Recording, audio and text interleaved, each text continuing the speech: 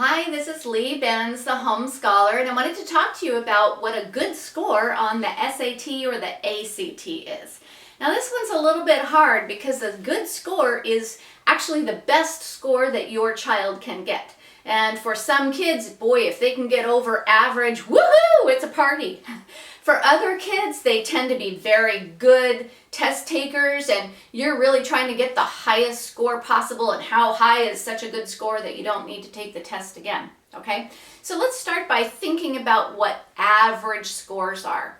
An average score for the SAT is 500 per section, all right? So that means that if your child gets 500 or better on the section, that they are average or above. For each section on the SAT, 800 is perfect.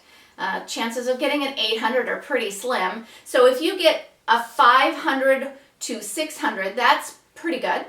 If you get 600 to 700, that's really pretty good. That's great. If you get over 700, that's fantastic. But just remember that your overall goal is to have your child do the best that they can possibly do, because if you can get your average student into the 600 or better range, you're going to still score a bunch of money on scholarships and still do better than you would have, even though your child can't get an 800.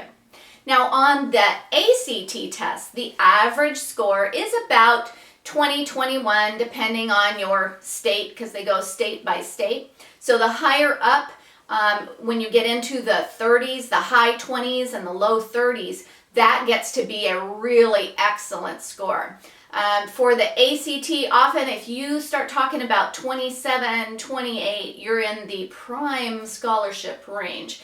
But again, you want to choose the test that makes your child look smarter in comparison to everybody else. So regardless of what your child gets on the SAT or the ACT, make sure that you've started with the test that's right for them so they can get the highest possible score within that test.